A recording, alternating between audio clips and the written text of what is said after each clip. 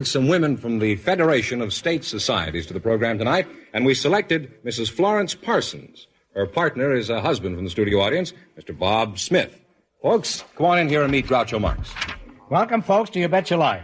You say the secret word and you'll win $100 between you. It's a common word, something you see every day. Mrs. Florence Parsons, eh? You're from the Federation of State Societies? Yes, I am. What is that? Is that the Confederate Army? It's an organization of the people from the different states as they've come into California. I see. Oh, I see. Where are you from? I'm from Williamsburg, Massachusetts. Williamsburg? Yes. What part of California is that in? Oh, that's not in California. It is in Massachusetts.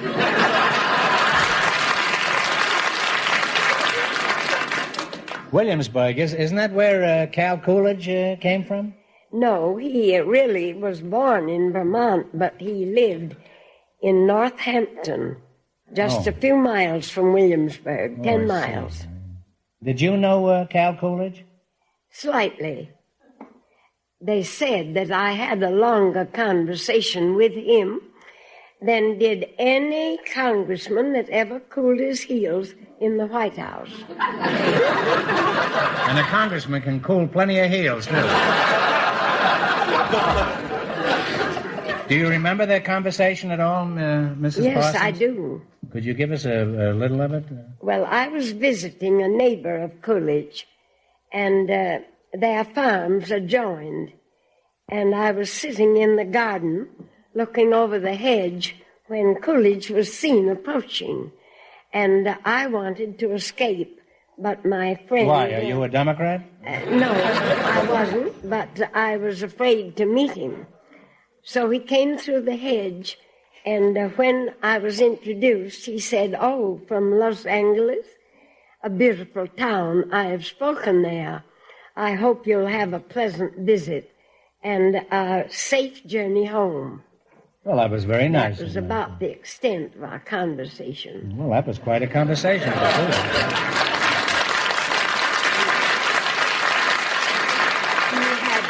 I don't think Mrs. Coolidge ever got that much out of him. Your name is Bob Smith? That's correct. What sort of work do you do, Bob? I work for a sewing machine company. A sewing machine? Well, you don't look like you did any sewing. No, I'm a motorman on a sewing machine. You're a motorman on a sewing machine? Well, where do you drive it, up Hollywood Boulevard? I suppose old Bobbin pulls it, huh? Well, Bobbin is on a sewing machine. I happen to know because I'm an old so-and-so myself.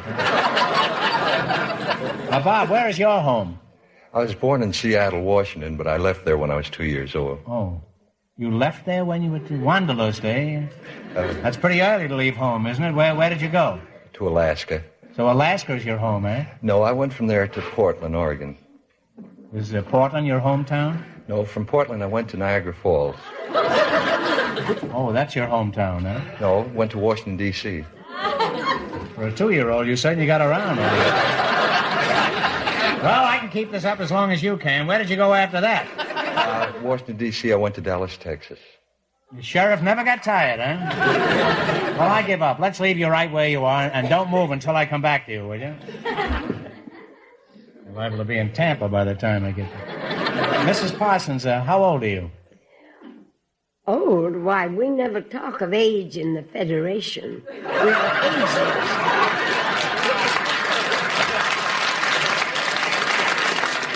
I'm sorry, Mrs. Parsons. How young are you? Well, the gypsies tried to steal me when I was 5 years old. I may steal you tonight, Mrs. Parsons. This man is a gypsy.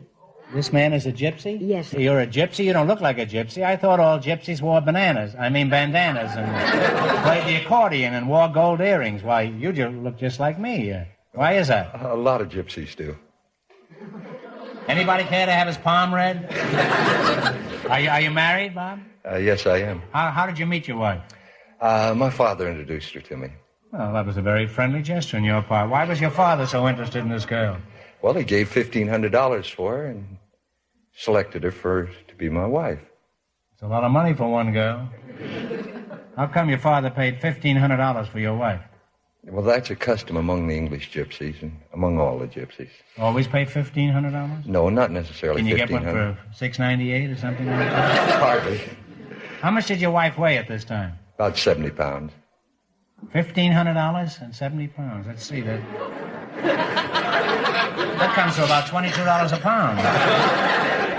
That's a pretty stiff price to pay for a wife. You can buy caviar for $22 a pound. Of course, it's pretty lonely in the evening sitting there with a dish of caviar. You think your father made a shrewd investment, Bob? I think so, because very short time after he was married, my wife made enough telling fortunes to pay my father back. Oh. She should have read her own fortune first, and she'd be $1,500 ahead. And has this marriage turned out successfully? Have you been happy, Bob? Yes, very successfully. I got about the best girl in the world. Well, you ought to know. You've been all over the world.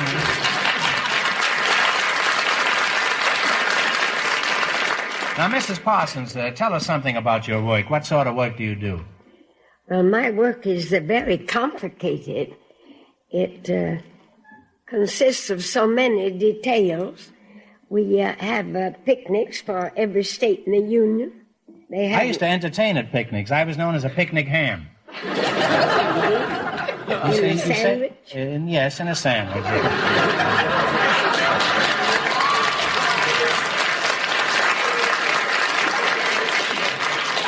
I was boiled a good deal of the time. Well, what is the largest of these picnics? Iowa is by far the largest. We often have 130,000 at the Iowa picnic. And, imagine 130,000 people at a picnic. To me, it's no picnic if there's more than 2 people, Mrs. Parker. And sometimes even then it's no picnic. How much did your husband pay for you, Mrs. Parker? Nothing at all. He got you for nothing? Well, he stole you. That is as you think. Well, I certainly do. I think you were a big bargain. Have you been a good wife, Mrs. Parsons? I think I have. Fairly good. Oh, you're qualifying it now. Yes. Huh? All the time you've been married, you've been good for nothing, eh? That's an old joke, but I've chased this gypsy so much tonight, I'm getting weary, eh? Well, this has been an interesting conversation, and if I ever want my palm red, I'll stick it in a bucket of red paint.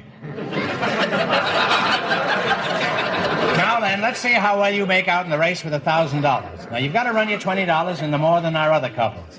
I can't tell you how much our first couple won, but Fenneman's off stage to remind our listeners. The unemployment clerk and the genealogist won $228. Now, here we go. You have $20. You selected Scrambled Proverbs. How much are you going to bet on your first question? $10. You can bet anything you want. $10? Is that all right with you, Florence? Yes. I'll call you Florence. Huh? Certainly. Now, here's your first question. You're betting $10. What is this proverb? A dolt and his legal tender are quickly disassociated. Man and his money are soon parted. A fool and his money is soon parted. That's right. A fool and his money is soon parted. Now you have $30. Remember, you're going for $1,000 tonight. Now, how much of the 30 are you going to risk? 25. A rotating boulder will not amass a form of lichen. A rolling stone will gather no more. A rolling stone gathers no more. We'll take a roll up for $55. Florence, you're a pretty sharp cookie. Now, how much you going to bet on your third question? 50. 50? Yes, 50. Here we go.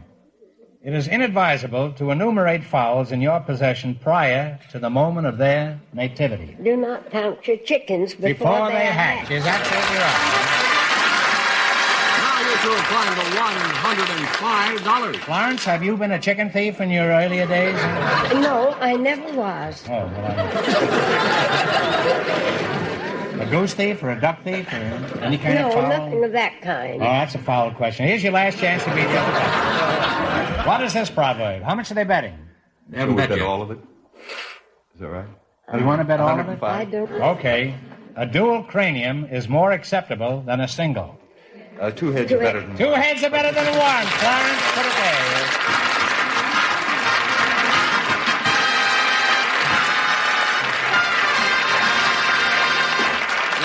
Because you wind up with $210. Well, that's wonderful. Congratulations. Thank you very much. Congratulations to you both.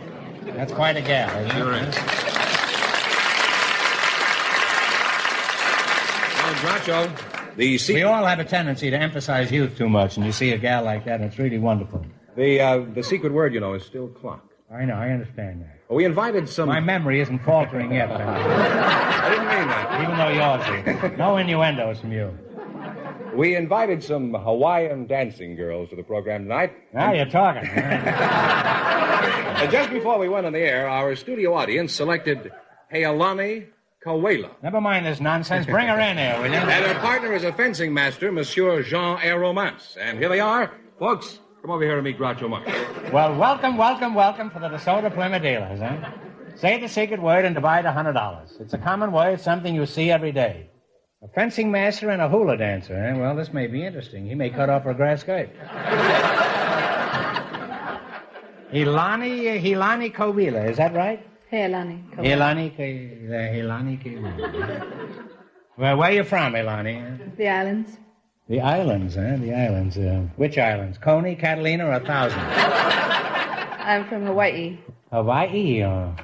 Is that the correct pronunciation? I thought it was Hawaii. No, that's not right.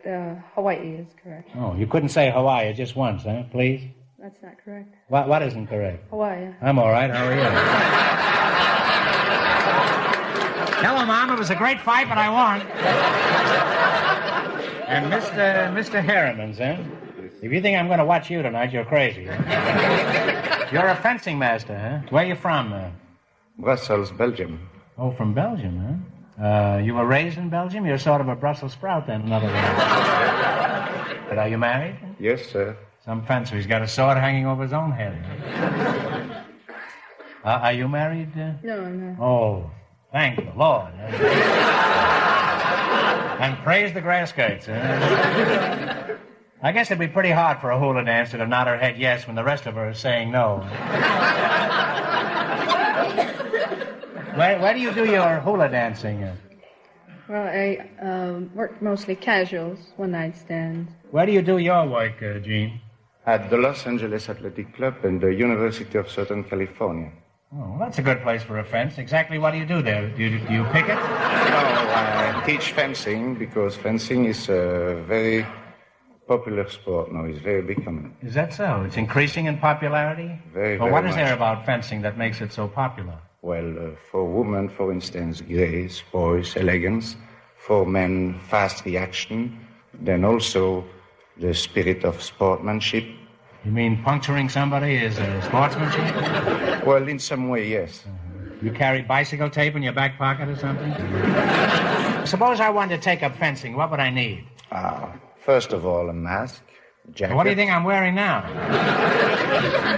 I was saying a mask, a jacket, trousers, and tennis shoes, if possible. Tennis shoes? What's that, for running? No, you want slide when you make your lunch. Uh-huh. I make my lunch? Don't I carry my lunch with me?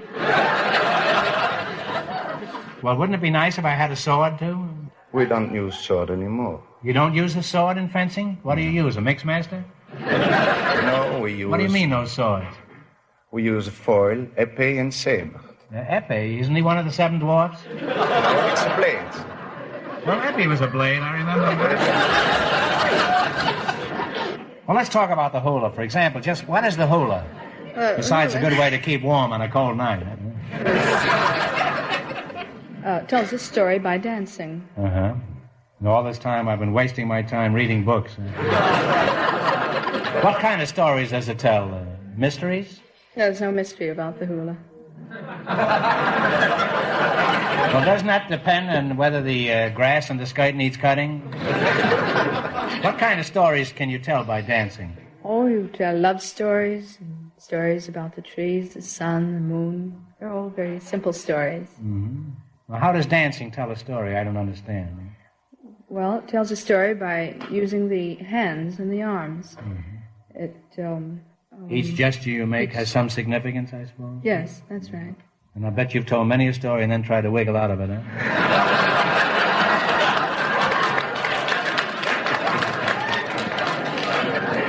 Well, you've been a very interesting couple, particularly you, Healani. And if I ever do any fencing, you can be sure it won't be with a hula dance. Now you're going to play your Bet Your Life. You run your $20 into more than the other couples, and you'll get a chance at the $1,000 question. I can't tell you how much the other couples won, but Fenneman's going to remind our listeners. The unemployment clerk and the genealogist are still leading with 228.